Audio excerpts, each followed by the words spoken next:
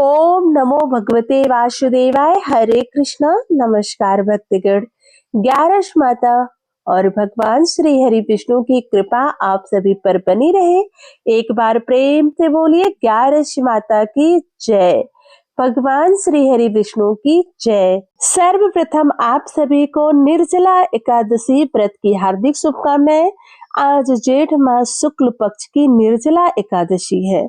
निर्जला एकादशी का व्रत करने से 24 एकादशियों के व्रत का फल प्राप्त होता है। हिंदू धर्म में एकादशी व्रत का जितना महत्व है, उतना ही यह व्रत मानसिक एवं शारीरिक स्वास्थ्य के नजरिए से भी बहुत महत्वपूर्ण है।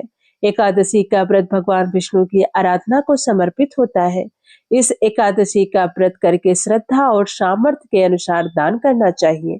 इस दिन विधि पूर्वक जल कलश का दान करने वालों को पूरे साल की एकादशियों का फल मिलता है।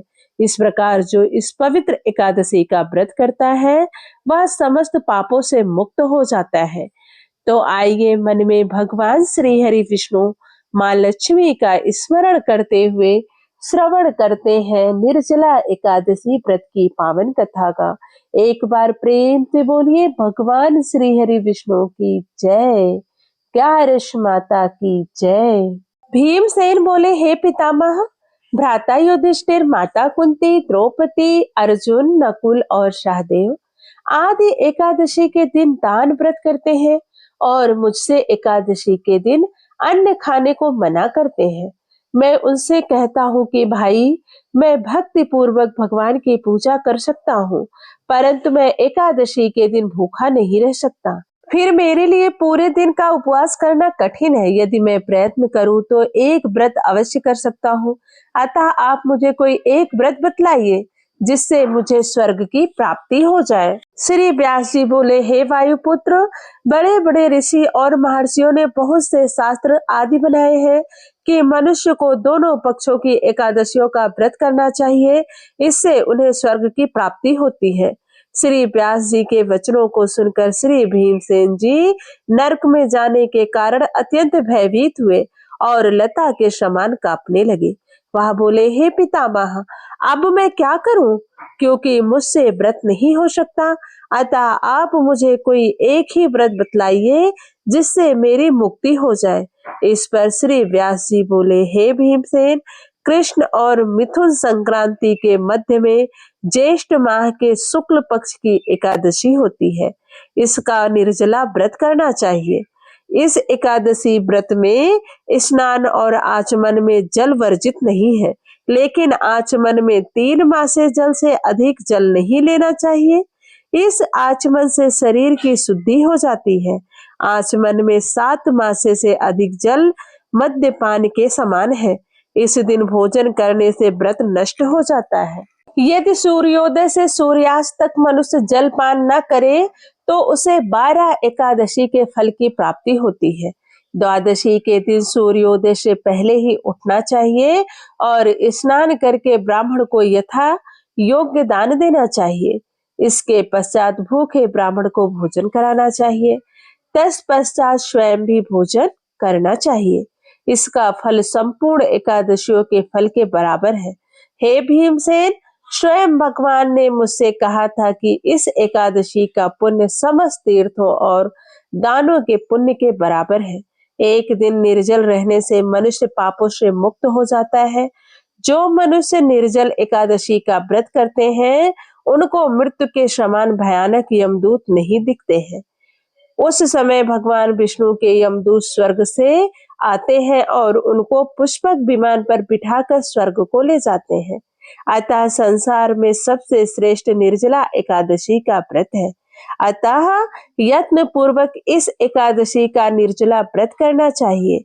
उस दिन ओम नमो भगवते वासुदेवाय मंत्र का उच्चारण करना चाहिए। व्यासदेव जी के ऐसे वचन सुनकर भीमसेन ने निर्जला एकादशी का व्रत किया। इसी एकादशी को भीमसेनी एकादशी या पांडव एकादशी भी कहते हैं। निर्जला व्रत करने से पहले भगवान की पूजा करनी चाहिए और उनसे विनय करनी चाहिए कि दूसरे दिन ही मैं भोजन करूंगा। हे प्रभु, आज मैं श्रद्धा पूर्वक आपके व्रत को निर्जल रहकर करूंगा। मैं इस व्रत को श्रद्धा पूर्वक करूंगा, इससे मेरे सब पाप नष्ट हो जाएंगे। इस दिन एक बड़े वस्त्र से ढककर स्वर्ण सहित दान करना चाहिए। जो मनुष्य इस व्रत को दोपहर में स्नान तप आदि करके करते हैं, उनको करोड़ों फल स्वर्ण के दान का फल मिलता है। जो मनुष्य इस दिन यज्ञ होम आदि करते हैं, उनका फल का वर्णन भी नहीं किया जा सकता। इस निर्जला एकादशी के व्रत से मनुष्य विष्णु लोक को जाता है। जो मनुष्य इस दिन अन्न खाते हैं, उन्हें चंडाल समझना चाहिए। वे अंत में नरक में जाते हैं। ब्रह्म हत्यारे, मद्यपान करने वाले, चोरी करने वाले, तीन गुरु से द्वेष करने वाले, असत्य बोलने वाले इस व्रत को करने से स्वर्ग को जाते हैं। हे कुंती पुत्र, जो पुरुष या स्त्री इस व्रत को श्रद्धा पूर्वक करते हैं, उन्हें इन नियमों का पालन करना चाहिए। उन्हें सर्वप्रथम विष्णु भगवान की पूजा करनी चाहिए, उसके बाद गौ का दान करना चाहिए। उस दिन ब्राह्मणों को दक्षिणा, मिष्ठान आदि देने चाहिए। निर्जला के दिन अन्न, वस्त्र, छत्र, उपानाह आदि का दान करना चाहिए।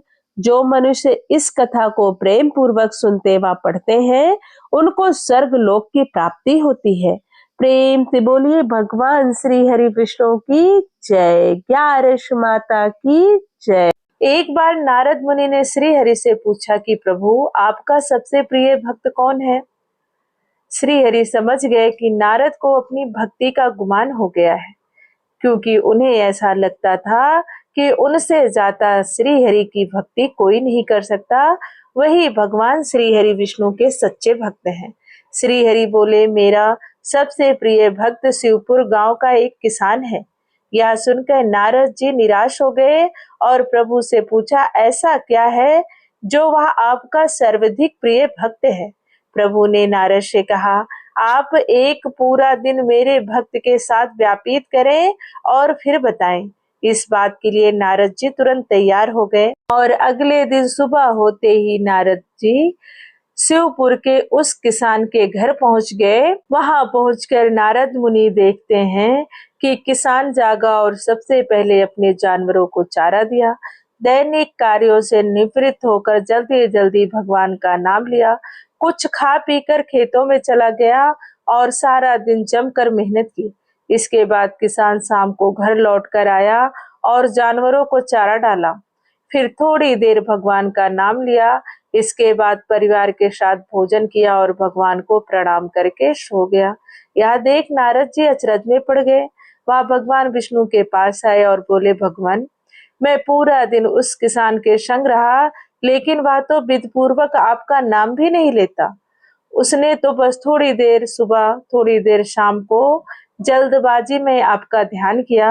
उसके संक्षेप में तो मैं पूरे दिन ही आपका नाम कीर्तन करता रहता हूँ, अर्थात मैं आपकी भक्ति में हमेशा लीन रहता हूँ।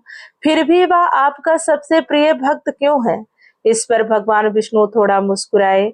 उन्होंने अमृत से भरा एक कलश नारद जी को दिया और कहा कि इस कलश को लेकर तीनों लोकों की परिक्रमा करके आइए। हाँ, लेकिन ध्यान रहे कि अगर एक बूंद अमृत भी नीचे गिरा तो आपके सारे पुण्य नष्ट हो जाएंगे। नारद जी तीनों लोकों की परिक्रमा कर प्रभु के पास लौटे और बताया कि एक अमृत की बूंद भी नीचे छलकने नहीं दी। प्रभु ने नारद से पूछा, इस दौरान आपने मेरा स्मरण कितनी बार किया? नारद जी बोले, क्षमा करना प्रभु, दरअसल मेरा सारा ध्यान अमृत कलश पर था, इसलिए आपका ध्यान नहीं कर पाया। भगवान विष्णु बोले, हे नारद, उस किसान को तो देखो जो अपना कर्म करते हुए नियमित रूप से मेरा स्मरण करता है। जो अपना कर्म करते हुए भी मेरा जप करे, वह मेरा सबसे प्रिय भक्त है। आप तो खाली बैठे जप करते हो। जब आपको कार्य दिया तो मेरे स्मरण की सुध ही नहीं रही। नारद जी समझ गए कि किस प्रकार भगवान ने उनको भक्ति की शिक्षा दे डाली। यह सुनकर नारद जी भगवान के चरणों में गिर गए और क्षमा मांगी। तभी कहते हैं, दुख में सुमिरन सब करे, सुख में करे न कोय। जो सुख में सुमिरन करे तो दुख काहे होए। प्रेम से बोलिए भगवान श्री हरि विष्णु की जय। आइए अब सुनते हैं तुलसी माता की कहानी। एक बुढ़िया माई थी जो तुलसी जी का पौधा सींचती थी और कहती थी, हे तुलसी माता, सत की दाता, मैं तेरा पीतला सींचती हूँ। मुझे बहू दे, पीतांबर की धोती दे, मीठा मीठा घास दे, बैकुंठ में वास दे, चटक की चाल दे, पटक की मौत दे, चंदन का काठ दे, रानी सा राज दे, दाल भात का भोजन दे, ग्यारस की मौत दे, और कृष्ण जी का कंधा दे।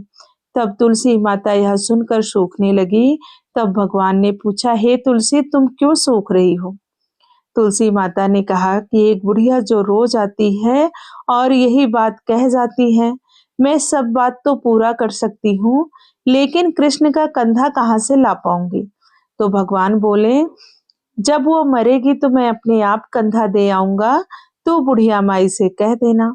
जब बुढ़िया माई मर गई, सब लोग आ गए। जब माई को ले जाने लगे तो वह किसी से उठ ही नहीं रही थी। तब भगवान एक 12 वर्ष के बालक का रूप धारण करके आए और सबसे पूछा, क्या बात है भाई, तुम लोग बुढ़िया माई को क्यों नहीं ले जा रहे हो? तब सबने कहा, यह बुढ़िया माई पहले तो बड़ी हल्की थी, अब मरने के बाद हम इन्हें उठा रहे हैं तो यह उठ ही नहीं रही हैं। बड़ा धर्म कर्म किया करती थी, लेकिन पता नहीं किस पाप के कारण यह उठाने से उठ ही नहीं रही हैं। तब बालक ने कहा, भाई, मैं बुढ़िया माई के कान में एक बात कहूंगा, जिससे बुढ़िया माई हल्की हो जाएंगी और उठ जाएंगी। सबने कहा, भाई तुम भी कह के देख लो।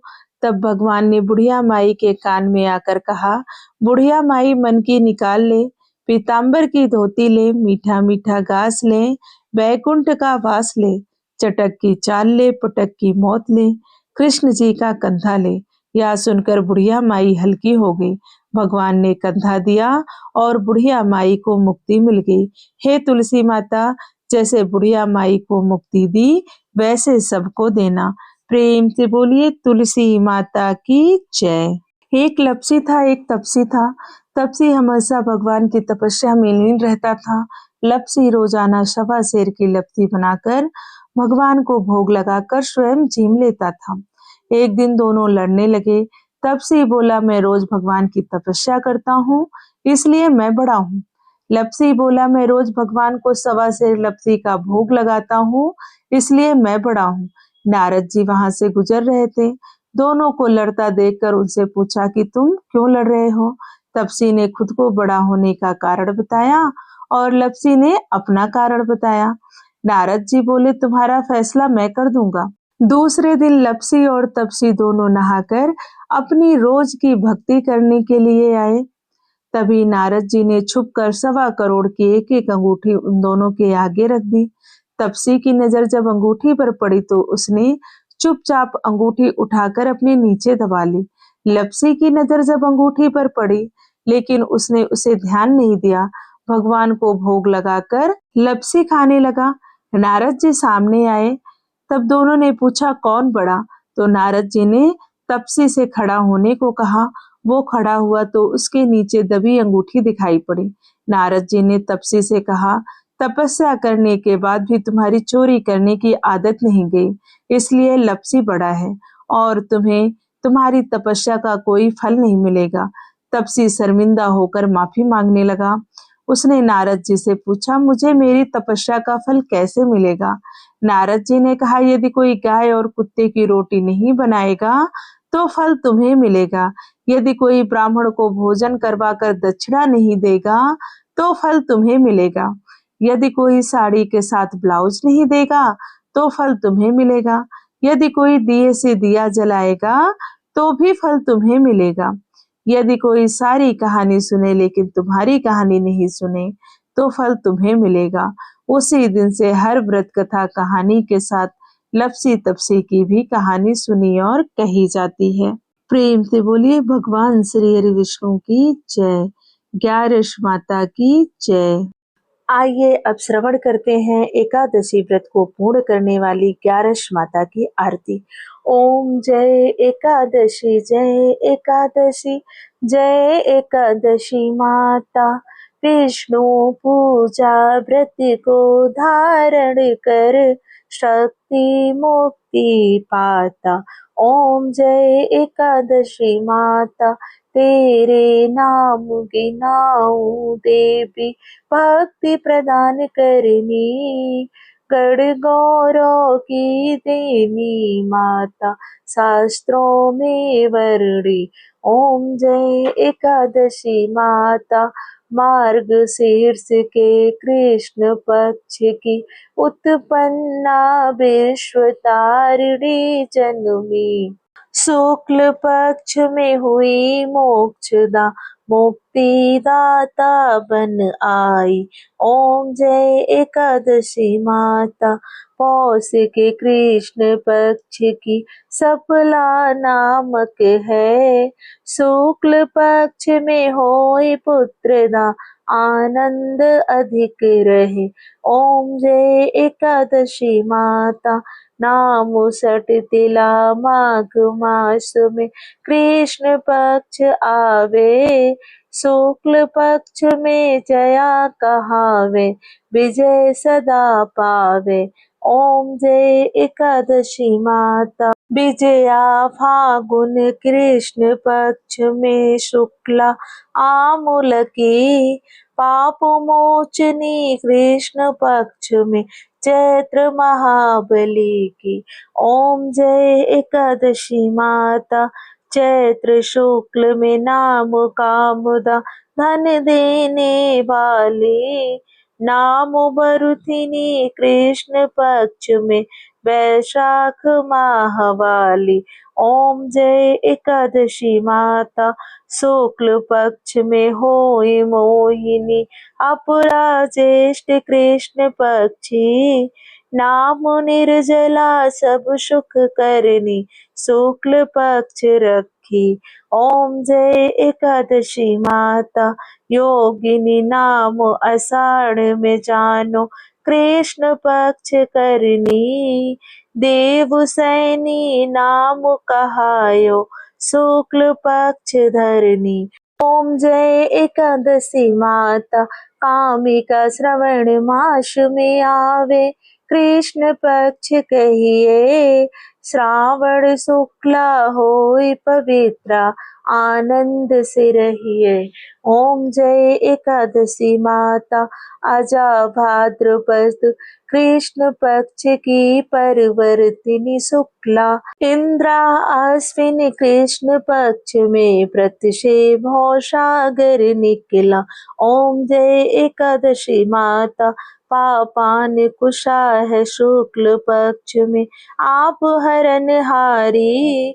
रमा मास कार्तिक में आवे, सुखदायक भारी। ओम जय एकादशी माता, देवोत्थनी शुक्ल पक्ष की दुख नाशक मैया।